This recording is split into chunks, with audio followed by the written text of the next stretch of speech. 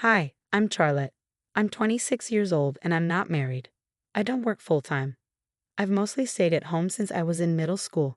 I went to high school for a while, but then I stopped. So I only finished middle school. Since then, I've lived with my parents, done some part-time jobs, and found work online. I have a brother named Sawyer who is 3 years older than me. He's very different from me. He's good at sports, has lots of friends, and is outgoing. He never wanted people to know that he had a sister like me. He never brought his friends home. And if we happened to meet at the store, he ignored me. I thought it was just how things were, like someone else's problem. When my brother went to college and moved out, I stopped worrying about it. Then he talked about getting married. He's turning 29, so it wasn't a surprise. Later, he decided to bring his fiancée to our parents' house. Since I was home that day, I decided to join them. "Hi, Mom, Dad, I'm back," I said. My brother arrived on time, and when he saw me sitting with our parents, he looked confused for a moment. "Sorry for the interruption," his fiancée said as she came in, not noticing my brother's reaction. Then she looked at me and seemed puzzled. I could tell from her eyes that she was asking my brother, "Who is this?" He probably hadn't told her about me. "Thanks for coming. I'm Sawyer's mom, and this is his dad." My mother introduced herself and my father. The fiancé looked polite but still confused. My dad didn't speak up for me. My parents have always been tough on me because I couldn't be as successful as my brother. They used to compare us, saying things like, "Your brother can do it, why can't you?" But as we got older, it got worse. They even called me a money-sucking leech. It seemed like they were going to ignore me at this meeting too. When my mom got up to leave, she whispered to me, "Why are you here? Go back to your room." I came to the meeting hoping to connect with my family, but it didn't go well. I felt like I couldn't just leave, so I stayed. My brother's fiancée, Isabella, introduced herself. She was my age, 26, and very beautiful. She had a sophisticated vibe that made me feel like I shouldn't talk to her casually. My brother seemed annoyed, probably because I was there. He introduced Isabella to our parents but didn't talk to me at all. It felt like I was invisible. After they finished talking about the wedding, they started chatting casually, but my brother still acted like I wasn't there. "What do you usually do, Charlotte?" Isabella asked me. But before I could answer, my brother interrupted, saying, "Don't worry about talking to her, Isabella." Isabella seemed surprised by his interruption. "Yeah, don't worry about it," my mom added. Then my dad said, "She's just a stranger who happens to be related by blood." When he said that, it felt like something inside me broke. A stranger? That's what they thought of me. It was clear that reconciliation was never an option. The meeting ended as if my presence didn't matter at all. Soon after, my brother and Isabella got married and started building their own house. My brother works at a big company, and even though he's still young, he earns a good income. Isabella decided to be a stay-at-home wife and quit her job. When their house was finished, we got an invitation to a housewarming party. It would be a small gathering with Isabella's family and my brother's bosses. My mom got worried, saying, "Oh, it's already time for the housewarming party. Time flies. We should get a gift." My dad said, "We're family, so it doesn't have to be fancy," and flipped over the invitation casually. Only my parents' names were on it. Mine was missing. My mom seemed to notice but asked, "Charlotte is coming too, right?" I wasn't sure what she meant. They hadn't exactly treated me well at the meeting. "It's okay if I'm not invited," I said, but my mom insisted, "No, you're coming. I'll make sure of it." So I ended up going to the party. On the day of the party, it suddenly started raining. We took a taxi to my brother's house. Because of the rain, my brother and his wife stayed inside to greet guests at the entrance. When we arrived, my mom said to me, "You pay for the taxi," and she and my dad hurried towards the entrance without umbrellas. "Ah, now I understand," I thought to myself. My brother's house was quite far from ours, so it seemed a bit extravagant to take a taxi. Yet I was the one who had to pay for it. After settling the taxi fare, I hurried towards the entrance, and Isabella asked me, "Who are you?" I had only met Isabella once before, so maybe she forgot me, I thought. So I introduced myself, saying, "I'm Charlotte, Sawyer's sister." But she replied with a smile, "Ah, Nate's sister, the one who dropped out of high school. We didn't invite the freeloader living off their parents." Isabella said this casually, still smiling. My brother had just come back from welcoming someone inside when he saw me and asked with disgust, "What are you doing here?" "Sawyer, I told you not to invite her.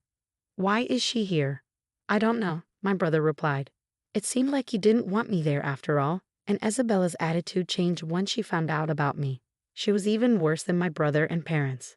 I wondered if it would have been better if I hadn't come and cautiously asked my brother. Yeah, you're basically a stranger because you didn't finish high school. Not finishing high school doesn't count as an education, right? Can you please leave quickly? Isabella added, backing up my brother. Her calm expression the whole time was really scary. Okay, I said quietly and turned around. The taxi we came in earlier was gone, and since we weren't on a main street, finding another one seemed hard. I didn't have an umbrella. I started walking, getting soaked in the rain. I could hear Isabella laughing behind me. After a while, I got back home. My parents returned looking happy. They saw my face and asked, "Why did you leave so suddenly? Couldn't you at least call a taxi to get back?" "You're so useless," my mom complained, as if it was nothing unusual. Sorry, I suddenly got a stomach ache. I lied to cover up the real reason. You left just because of that. You're hopeless. Make sure to give the gift later. You're an adult. My dad scolded me. Speaking of which, I had prepared a gift for the party, but I ended up bringing it back without giving it. I wanted to send it by mail, but I didn't know the address. I thought about asking my parents for the address, but the tension at home made it awkward. So I reached out to my brother instead. I want to send a gift. Can you tell me the address? His only response was, I don't give my address to strangers, right? I sighed. Was it really enjoyable for him to assert dominance over me in private, not just embarrassing me in front of others? It was bewildering. Maybe it wasn't just my brother behind these messages. Perhaps Isabella was also involved, laughing along. Either way, it felt ridiculous. I gave up on sending a congratulatory gift for my brother's housewarming party. I realized I couldn't get along with my family anymore, so I made the decision to move out. I didn't have a full-time job, but I had some savings from my part-time work. With that, I managed to rent a room to live on my own. Since it wasn't enough to cover all my expenses, I decided to try streaming videos in my free time. I had always enjoyed watching streams as a hobby and had a knack for spotting trends among popular streamers and boosting views. When I started streaming myself, I began earning tens of thousands of dollars a month. That income kept growing, enough to cover all my living expenses. I decided to invest the money I had saved up. The investments turned out to be successful, so I decided to venture into running a small company that imports and sells goods. I kept myself busy in a good way and felt fulfilled every day. Unlike having a family that would complain about me spending too much time on the computer, I enjoyed my freedom. A few months later, I got a call from my parents, who hadn't reached out to me since I moved out. "We need your help with Sawyer's finances," they said. "Why?" I asked, genuinely curious. I couldn't understand why my brother, who had just built a new house, would need financial assistance. Slowly, my parents began to explain the situation. It turned out that my brother had been throwing frequent parties at his new house, mingling with various people like bosses, executives, clients, and Isabella's friends.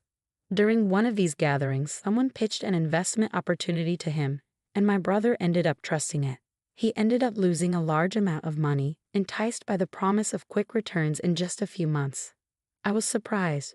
My brother had a good job, so if he had just focused on working hard, he wouldn't have made such a mistake. It was a pity. Who recommended this investment? Is it a scam? I asked. No, it's not.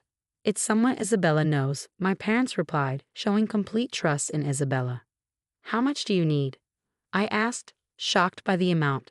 It was more than what an average employee could easily afford. Is that really the amount my brother needs alone? I asked my parents hesitantly, fearing the answer. We were also introduced to the same investment, my parents admitted after a pause.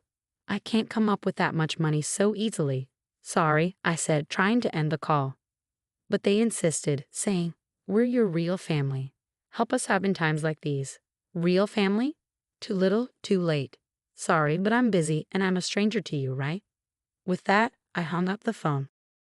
Later on, they somehow found out where I work, and my parents' and brother's families showed up at my office. I was in the middle of a business meeting when my secretary informed me, "There are guests here for you, President. I don't have any other appointments." "Who are they?" I asked. "They say they're your family, ma'am," my secretary replied. I felt a shiver run down my spine. I apologized to my business partner and stepped out of the meeting momentarily. When I reached the reception area, I saw my pregnant sister-in-law Isabella, my brother, and my parents waiting. "So you're running a company now, huh?" "Well, it's much smaller than where I work." My brother smirked, glancing around my office. "Who are you?" I asked, pretending I didn't recognize them. "What's with the attitude?" my brother shouted, losing his temper. My mother stepped in, saying, "We've discussed this before, but we really need your help. Since you're running a company, you can support us, right?" She shamelessly asked for money, acting like it was the most natural thing in the world. "Yeah, it's a crucial time for our family. Isabella is pregnant, but the baby's health isn't good, so we need to see a specialist. Please, Charlotte." My father and Isabella joined in, making it seem like it was my responsibility to cover everyone's expenses. Employees passing by glanced over with concern. Wanting to deal with the situation quickly, I said, "Please leave, you're causing a disturbance." My brother exploded with anger again. "What? We're a disturbance? We came all this way, and that's how you talk to your family," he yelled. The passing employees stopped to face them, and my brother began to cause a scene. "Did you all know this girl dropped out of middle school? She was a shut-in no good." He seemed determined to humiliate me into giving him money. However, the employees responded in a way my brother didn't expect. "We know, everyone knows. The president's background, even mine. The president hires many people from similar situations. Is there a problem?" My brother, who usually only socializes with highly educated and wealthy people, seemed taken aback and started to stutter. Meanwhile, my father remarked, "What a pathetic company, just a gathering of misfits." "Exactly, companies that do business with a place like this can't be any good either," my brother added, shouting loudly. At that moment, the president of the company, the person I was meeting with, who had been waiting in the reception room, came out, clearly hearing the commotion. My brother's expression turned blank and then pale as he looked at the man. He couldn't meet his gaze and lowered his eyes. "What's wrong, Sawyer?" Isabella asked him. "Don't call me that," my brother whispered to Isabella, but it was too late. "Sawyer? Sawyer? Oh, it's you." The company president approached my brother and scrutinized his face. "You're Mr. Long, the division manager, right? We owe a lot to your company." It turned out that his company was also a client of my brother's company. My brother was sweating profusely, his face turning red. Yes, well, I guess I'm not very memorable." "Since we're not a decent company," my brother stammered, frozen in place when the president turned his own words against him. My father, mother, and Isabella sensed the tension and fell silent. Ignoring them, I apologized to the president again, saying, "I'm sorry for taking up your valuable time. I'll ask them to leave." "Oh, are you sure?"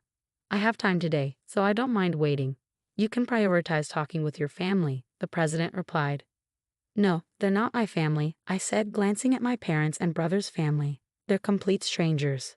After that, my parents' and brother's family were asked to leave the company. Perhaps stunned by the exchange with the company president, they left quietly.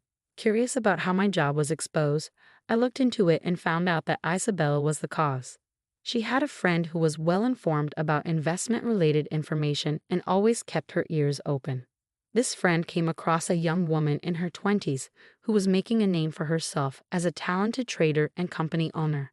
Isabella was surprised when she saw a photo of this woman in the media and realized that she was her husband's sister, whom she had heard was a middle school dropout and no good.